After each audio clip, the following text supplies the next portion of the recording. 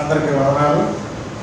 అది మనము నేర్చుకుంటున్న అంశము ఆదాము హవ్వలు ఏ విధంగా కోల్పోయారు, ఆ పరదేశం ఏ విధంగా కోల్పోయారు అనే అంశంలో మనం ముందుకు వెళ్తున్నాం.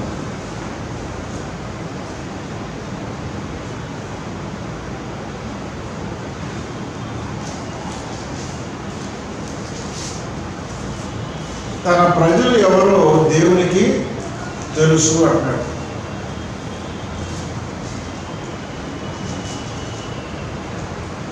రెండవ తిమోతి 2:19. రెండవ తిమోతి 2:19.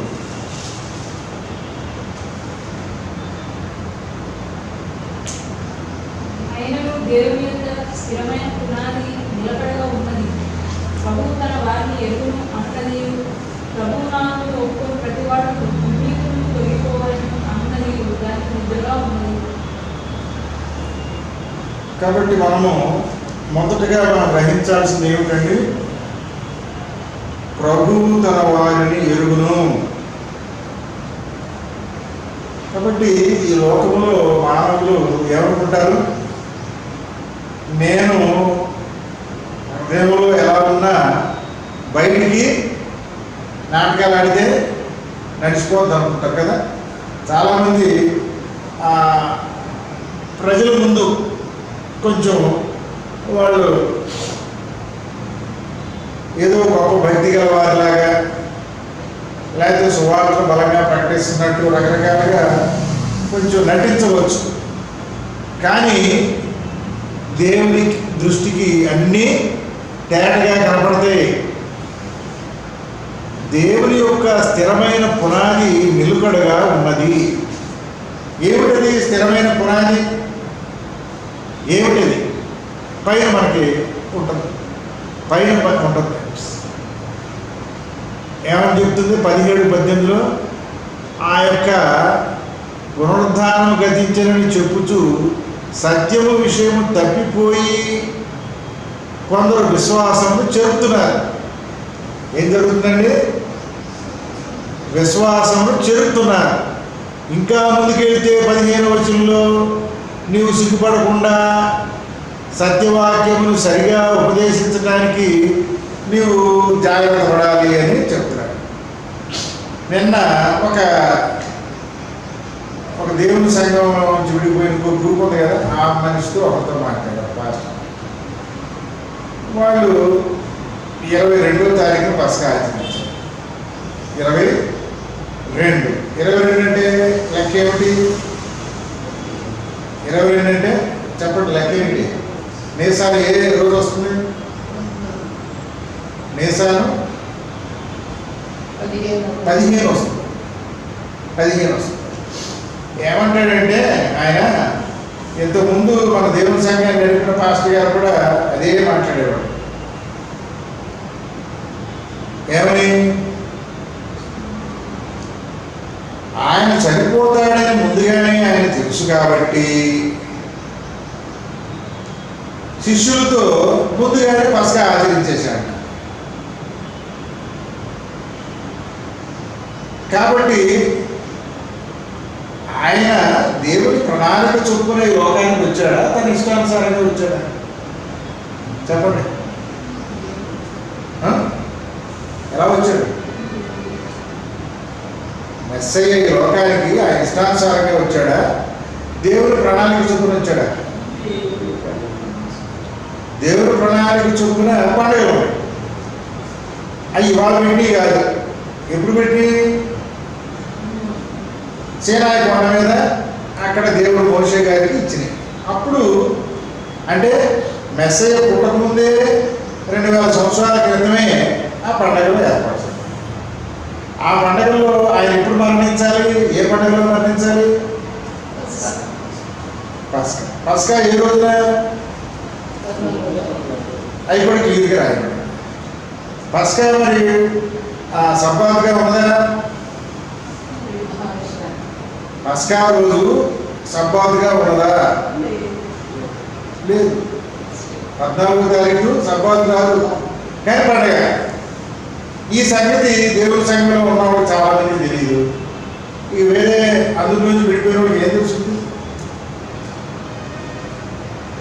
7 పండుగల్లో 2 పండుగల్లో 2 సబ్బాతులు ఉంటాయి. 2 సబ్బాతులు ఉంటాయి. పులియన్ రొట్టెల పండుగలో 2 సబ్బాతులు. ఏంటి? మొదటి రోజు, చివరి రోజు. వాస్తవంగా మనం వాటిని కూడా పాటించాలి కదా. 15వ తారీఖు, 20వ తారీఖు. తర్వాత పర్ణశాల పండుగలో 2 సబ్బాతులు ఉంటాయి. మొదటి రోజు, చివరి రోజు. ఓకే, ఎన్నైంది? 4 అయిపోయింది. ఇకపోతే పస్కా మొదటి నెల 14వ తేదీ, అది విశ్రాంతిగా ఎంచబడాలి. తర్వాత ఇంకోటి ఏంటి?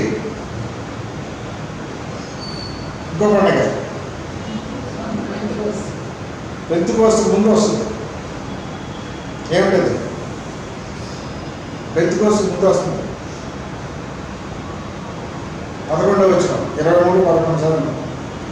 లేవీకాండం 23-11. లేవీకాండము 23-11. యెహోవా మిమ్మల్ని అంగీకరించినట్లు యెహోవా సన్నిధిని ఆ పన్నును అల్లాడించుకోవాలని విశ్రాంతి దినములకు మరుదినమున యాజకుడు దానిని అల్లాడించుకోవాలి.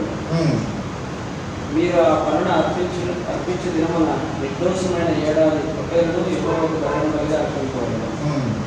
దాని నైవేద్యం నూనెతో కలిసిన 2 10 వంతుల గోధుమ పిండి, అది యెహోవాకు ఇంపైన సువాసనగా పోవాలి. దాని పానార్థం ముప్పావు ద్రాక్షారసము. మీరు మీ దేవునికి అర్పణము తెచ్చుకోరు కాదు. అందువల్ల మీరు రొట్టె ఏమి, పేలాలు ఏమి, పచ్చని వెన్నులేమి తినకూడదు.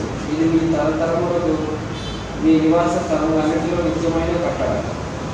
మీరు విశ్రాంతి దినములకు మర్నాడు మొదలుకొని అనగా అల్లాడించి మరియు మీరు తెచ్చిన దినము మొదలుకొని 7 వారములు లెక్కింపువారు.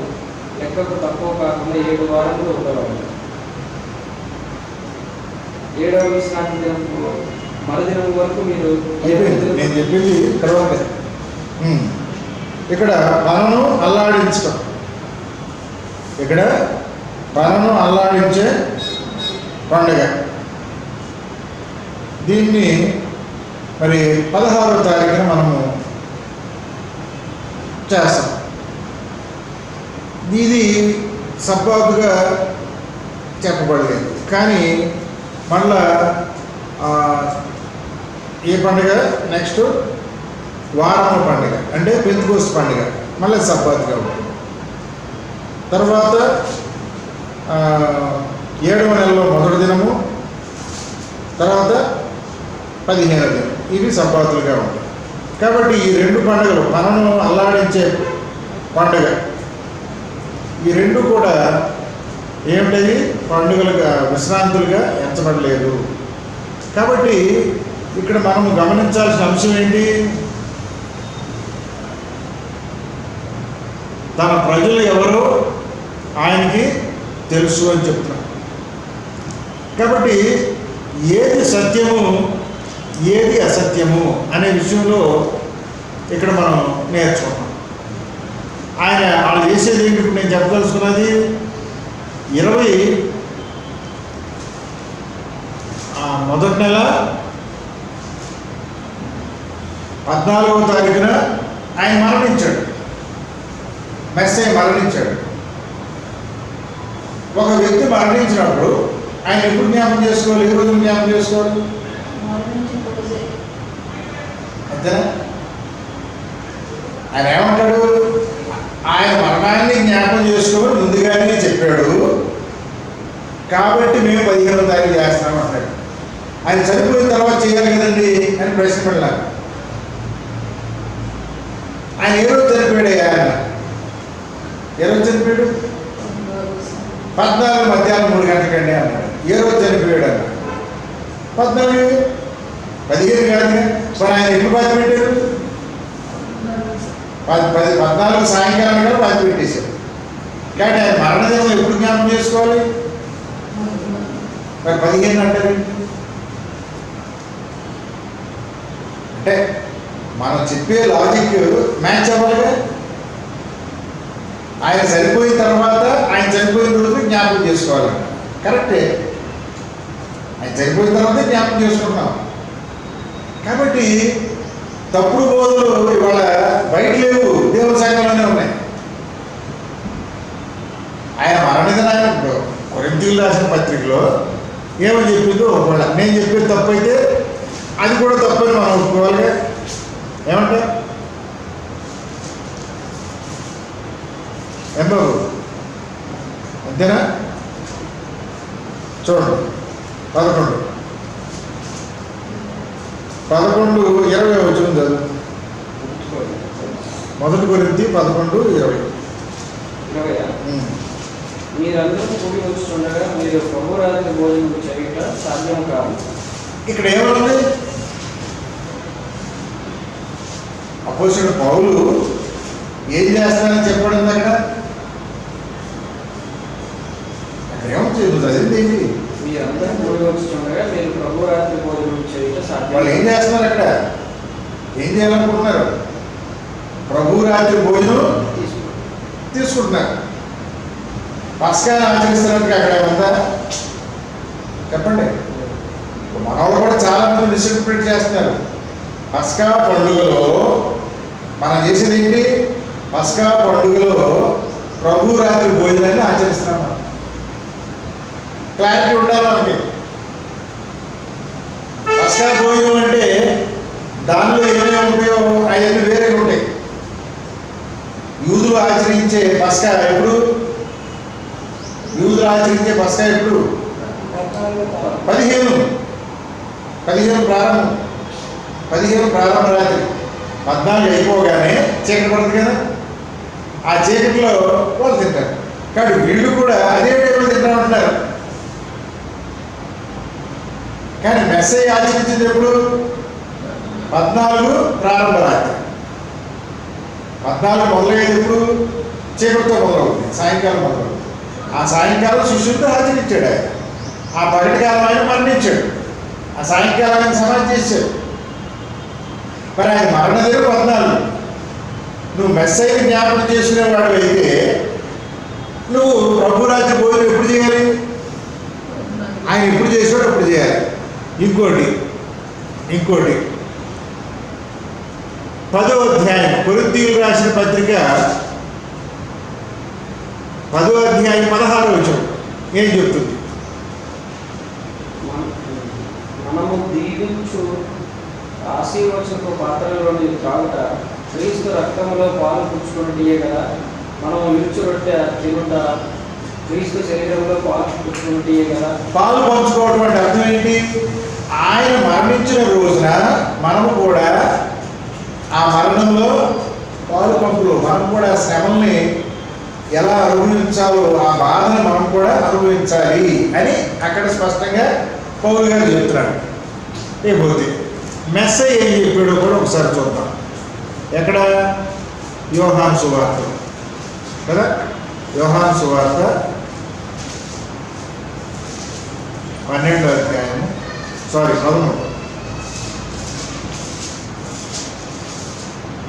13వ అధ్యాయము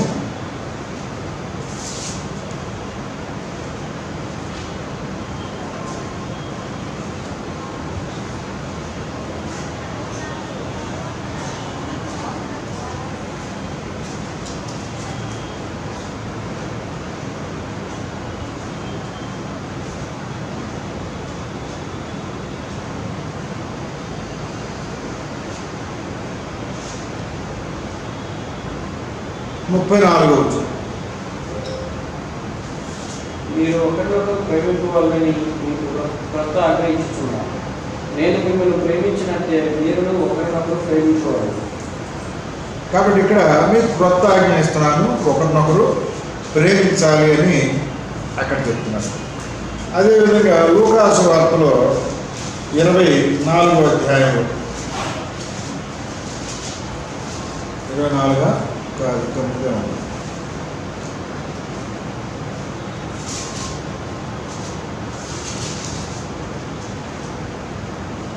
22 22లో ఏం చెప్తున్నాడు ఆయన? 22 అక్కడ 19వ వచనంలో ఏం చెప్తున్నాడు ఆయన? 19-20 చదవండి. పిమ్మట ఆయన రొట్టె పట్టుకొని కృతజ్ఞతాస్తుతులు చెల్లించి దాన్ని విరిచి వారికి ఇచ్చి, ఇది మీ కొరకు ఇవ్వబడుచున్న నా శరీరం, నన్ను జ్ఞాపకం చేసుకున్నట్టు దీన్ని చేయడని చెప్పాను. ఎందుకు చేయాలి? ఎందుకు చేయాలి? ఇక్కడ ఏమంటున్నాడు? ఒక రొట్టె ఇచ్చాడు, ద్రాక్షారసం ఇస్తున్నాడు, ఇది నా శరీరము, ఇది నా రక్తం అని చెప్తున్నాడు. చెప్పి ఏమంటున్నాడు? నన్ను జ్ఞాపకం చేసుకోవడానికి, అంటే నా మరణాన్ని జ్ఞాపకం చేసుకోవటానికి మీరు దీన్ని చేయండి అని చెప్తున్నారు. అలాగే మార్కు సువార్తలో ఏం చెప్పారో కూడా చూద్దాం. ఏమంట మనం అక్కడ ఉన్నదాన్ని ఉన్నట్టుగా మనం అర్థం చేసుకుంటామా లేదా? 14వ అధ్యాయంలో అక్కడ కూడా 22 నుంచి ఉంటుంది. 22 నుంచి వారు భోజనం చేసి చూడగా ఆయన యొక్క రొట్టెను పట్టుకొని ఆశీర్వదించి విరిచి వారికి ఇచ్చి, మీరు తీసుకొని ఇది నా శరీరం. 24 అప్పుడు ఇది నిబంధన విషయమైన అనేకుల కొరకు చెందింపబడుచున్న నా రక్తం. కాబట్టి ఇది నా రక్తం. ఇది ఏ రోజు చెందించబడింది? 14వ తారీఖున చెందించబడింది. అట్లాగే మత్తయి సువార్త 26లో కూడా ఇది నా శరీరము అని ఆయన చెప్తున్నాడు. కాబట్టి ఇక్కడ తన శరీరము ఇంకో విషయం గమనించాల్సింది. బలి ఎవరిని అర్పిస్తారు? బ్రతికున్న జంతువుని అర్పిస్తారా, మరణించిన జంతువుని అర్పిస్తారా? బ్రతికున్నదాన్ని. మరణించిన శరీరము కళేవరము అర్పణానికి పనికిరాదు. కాబట్టి ఆయన 14వ తారీఖున బ్రతికుండగానే తాను సమర్పించుకున్నాడు గొర్రెపిల్లగా. ఆ సాయంత్రము ఎప్పుడైతే బలి అర్పించబడాలో అదే సాయంత్రానికి ఆయన మరణించాడు. కాబట్టి ఒకవేళ మన వాళ్ళు చెప్పేటట్టుగా సోకాళ్ళు అక్కడ చాలామంది 50 సమాజంలో ఉన్న వ్యక్తులు ఖమ్మం జిల్లా ఇతర ప్రాంతాల్లో వాళ్ళు ఏం చెప్తున్నారు? ఆయన మరణించిన తర్వాత రోజున ఆయన మరణాన్ని జ్ఞాపకం చేసుకోవాలని చెప్తున్నారు. అసలు బలి పశువు బ్రతికుండగా అర్పించబడుతుంది. మరణించిన పశువు బలికి యోగ్యం కాదు. ఆ విధంగా చూసుకున్న 15వ తారీఖున పస్కా పశువుగా ఆయన్ని అర్పించబడ్డాడు అని జ్ఞాపకం చేసుకోవడానికి తప్పు, అది కూడా తప్పు. కాబట్టి ఇక్కడ వాక్యాన్ని అర్థం చేసుకోని వ్యక్తులు కూడా ఏం చేస్తారు? ఇవాళ సంఘంలో పద్ధతుల్ని మార్చేయాలని ప్రయత్నం చేస్తారు. వాళ్ళకి దాని యొక్క ఉద్దేశం ఏంటో కూడా ఇక్కడ ఇప్పుడు రండి. కొరింథీ 11 మొదటి కొరింథీ 11 కనుక వస్తే అక్కడ మనం ఆచరించేది పస్కా భోజనం కాదు. మనం ఆచరించేది ఏంటి? ప్రభువు రాత్రి భోజనం. అక్కడ స్పష్టంగా పౌలు గారు చెప్తున్నాడు 20వ వచనంలో, ప్రభువు రాత్రి భోజనం చేయటము సాధ్యము కాదు. అంటే వాళ్ళు చేసేది ఏంటి? ఇక్కడ ప్రభువు రాత్రి భోజనం. ఆ భోజనం చేయనప్పుడు అక్కడ పైన తర్వాత అక్కడ ఉంటుంది. అదంతా అక్కడ మనం చదువుకుంటూ వస్తే 23వ వచనం నుంచి కనుక చూస్తే ఆయన ఒక రొట్టెను పట్టుకుని కృతజ్ఞతాస్తుతులు చెల్లించి దాన్ని విరిచి, ఇది నా శరీరము అని ఇస్తాడు. ఆయన బ్రతికుండగానే ఇది నా శరీరం ఇచ్చాడు. చనిపోయిన తర్వాత ఎట్లా ఇస్తాడు ఆయన? ఇది నా బ్రతికున్న శరీరము, అర్పణకు యోగ్యము కలిగిన బ్రతికున్న శరీరము అని ఇస్తాడు ఆయన. తర్వాత ఒక పాత్ర తీసుకుని ఇది ఇస్తున్నాడు. ఇచ్చిన తర్వాత 26వ వచనం ఏం చెప్తున్నాడు? ఇది తిని త్రాగునప్పుడు ఆయన వచ్చే వరకు కూడా, ఆయన మరలా వచ్చే వరకు కూడా మీరేం చేయాలి? ఆయన మరణాన్ని ప్రచురించాలి. చూడండి అక్కడ ఏముందో, ఆయన మరణం 26వ వచనంలో ఏముంది? ఆయన మరణమును ప్రచురించుడి. ఇంత స్పష్టంగా ఉంది కదా, ఏమన్నా దీంట్లో తేడా లేదు కదా. మరణాన్ని ప్రకటించాలి మనం. కాబట్టి ఆయన రొట్టె ద్రాక్షారసం ఇచ్చింది 14వ తారీఖు ప్రారంభంలో, ఆయన మరణించింది 14వ తారీఖు పగలు. కాబట్టి ఆయన మరణాన్ని ప్రకటించే సందర్భంలో ఆయన బ్రతికున్నప్పుడు ఏ విధంగా రొట్టె ద్రాక్షారసాన్ని తీసుకున్నాడో అదే సమయంలో మనం కూడా తీసుకోవాలని శిష్యులు కూడా ఇక్కడ చాలా స్పష్టంగా చెప్తున్నారు. కాబట్టి మనము ఇష్టానుసారంగా వాక్యం యొక్క భావాన్ని ఎవరో ఏదో చెప్పారని నేను కూడా దాన్ని మార్చకూడదు. కాబట్టి ఇక్కడ 2 తిమోతి 2వ అధ్యాయము 15వ వచనం నుంచి మనం చూస్తే, సత్యవాక్యాన్ని సరిగా ఉపదేశించువానిగాను, ఆ కింద అక్కడ చూడండి 3 అని ఉంటుంది, అక్కడ 3 అని ఉంటుంది. దానికి చూడండి అక్కడ సంఖ్య 3 ఉందా? మూల భాషలో ఏముంది?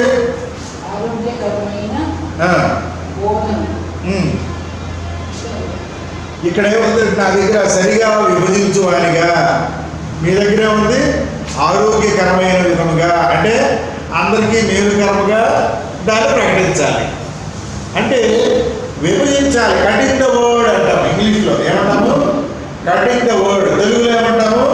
వాక్యాన్ని విభజించడం. వాక్యాన్ని విభజించడం అంటే ఏంటి? దాని యొక్క భావాన్ని సరి అయిన రీతిలో విభజించి పరిశీలించి పరిశోధించి ప్రకటించాలి. మన ఇష్టానుసారముగా వాక్యాన్ని ప్రకటించకూడదు. వాక్యాన్ని సరి అయిన రీతిలో ఉపదేశించాలి, ప్రకటించాలి. అమ్మా కూర్చో. కాబట్టి నాకు ఏదో తోచిన విధంగా నేను వాక్యాన్ని ప్రకటించకూడదు. నాకు కల్లో రాత్రి ఏదో వచ్చేసింది అని నా ఇష్టానుసారంగా వాక్యాన్ని ప్రకటించడానికి నాకు హక్కు లేదు, మనకెవరికీ హక్కు లేదు. కాబట్టి దాన్ని అర్థం చేసుకోవాలి. ఆ వాక్యాన్ని విభజించే విధానాన్ని అర్థం చేసుకోవాలి. కాబట్టి 19వ వచనంలో మనకి ఏముంది? ప్రభువు తన వారిని ఎరుగును. అంటే తన వాక్యాన్ని సరైన రీతిలో ఎవరు బోధిస్తున్నారు? ఆయన బాగా తెలుసు. ఎవరు దొంగబోధ చేస్తున్నారో, ఎవరు ఉన్నదన్నట్లు బోధిస్తున్నారో ప్రభువుకి చాలా స్పష్టంగా తెలుస్తుంది. తర్వాత ఏమంటున్నాడు ఇక్కడ? ప్రభునామం ఒప్పుకునేవాడు దుర్నీతి నుండి తొలగిపోవాలి. దుర్నీతి అంటే ఏంటి చెప్పండి? నీతి కానిది దుర్నీతి. నీతి ఏంటి? నీతి అంటే నీతి అంటే చెప్పండి. ఏంటమ్మా? Rules and regulations. బాగా చెప్పారు. నీతి అంటే రూల్స్ అండ్ రెగ్యులేషన్స్ అనుసరించి. రూల్స్ అండ్ రెగ్యులేషన్స్ అంటే ఏంటి? దేవుడు పెట్టిన రూల్స్ అండ్ రెగ్యులేషన్స్. దేవుడు ఆజ్ఞ అంతే. చాలా స్పష్టంగా ఉంది. బాగా చెప్పారు. కాబట్టి ఈ విషయం మనకు ఎక్కడుంది? 119వ కీర్తనలో మనకు ఉంటుంది. 119వ కీర్తనలో నీతి అంటే ఏంటి అని స్పష్టంగా ఉంది. చూడండి ఒకసారి. నీతి అంటే 119వ కీర్తన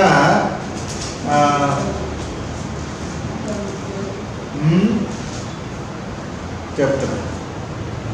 119వ కీర్తన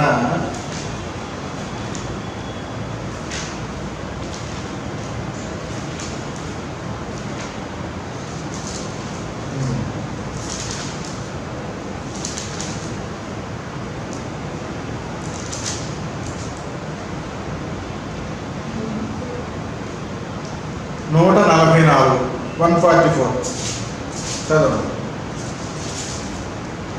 144. నీ శాసనములు శాశ్వతమైన నీతి గలవి, నేను బ్రతుకున్నట్లు నాకు తెలివి దయచేయండి. కాబట్టి దేవుని యొక్క శాసనాలు ఆజ్ఞలు అన్నీ కూడా ఏమిటండి? నీతి కలిగినవి, అందులో నీతి ఉంటుంది. అలాగే ఇంకొక వచనంలో అక్కడ ఏముంది, 160లో ఏముంటుంది చూడండి, అవి సత్యమైనవి, అవి సత్యమైనవి. కాబట్టి దేవుని ఆజ్ఞలు నీతిని కలిగి ఉంటాయి. అంటే మనలో నీతిని పెంపొందింపజేస్తాయి.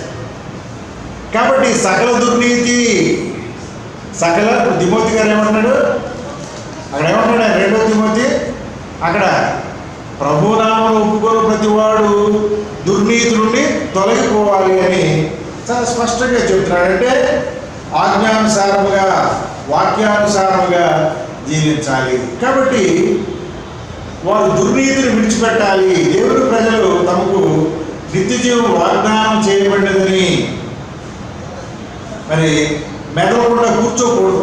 నేను దేవుడిని పెట్టిన ఆజ్ఞలు అనుసరిస్తున్నాను కాబట్టి నాకు నిత్యజీవం ఉంటుంది అని ఇంట్లో కూర్చుంటే కుదరదు. వారు నిరంతరము జాగ్రత్త పడాలి అంట. వారి యొక్క నీతి విషయంలో ఏం చేయాలి? They must be very very careful. చూడండి 2 కొరింథీ 7:10, 2 కొరింథీ 7వ అధ్యాయం 10వ వచనం. 2 కొరింథీ 7వ అధ్యాయం 10వ వచనం చదవండి. దైవ చిత్తానుసారమైన దుఃఖము రక్షణార్థమైన మారు మనస్సును కలుగజేయదు. ఈ మారు మనస్సు దుఃఖమును పుట్టించదు, అయితే లోక సంబంధమైన దుఃఖం మరణమును కలుగజేయదు. కాబట్టి గాడ్లీ సారో వర్కత్ రిపెంటెన్స్, దేవుని చిత్తానుకూలంగా ఉండే దుఃఖము. మన దుఃఖంలో కూడా ఏముంటుందంటే దేవుని చిత్తానుసారమైన దుఃఖం ఉంటుంది, లోకానుసారమైన దుఃఖం కూడా ఉంటుంది. లోకానుసారమైన దుఃఖం ఏం చెబుతుంది? నాకేమి ఆస్తులు లేకుండా పోయినాయి, అందరికీ ఇట్లా ఉంటే నాకు ఇట్లా ఉంది అని లోకాన్ని గురించి మనం దుఃఖిస్తాము. కానీ దేవునికి సంబంధించిన దుఃఖం ఎలా ఉంటుంది? సత్యాన్ని గురించి, మన పాపాల గురించి మనం దుఃఖిస్తాం. కాబట్టి అటు దుఃఖము మనకి ఏం చేస్తుంది? మారు మనసును కలిగజేస్తుంది. వాక్యానుసారమైన దుఃఖం ఏం చేస్తుంది? మారు మనసును కలిగజేస్తుంది, అది రక్షణను కలుగజేస్తుంది. లోకానుసారమైన దుఃఖము నాశనాన్ని కలుగజేస్తుంది. కాబట్టి మనము ఎటువంటి స్థితిలో ఉన్నాము అనే విషయాన్ని మనం పరిశీలించుకోవాలి. ప్రకటన 17:14 కూడా చూద్దాం. ప్రకటన గ్రంథము 17:14. ప్రకటన 17:14.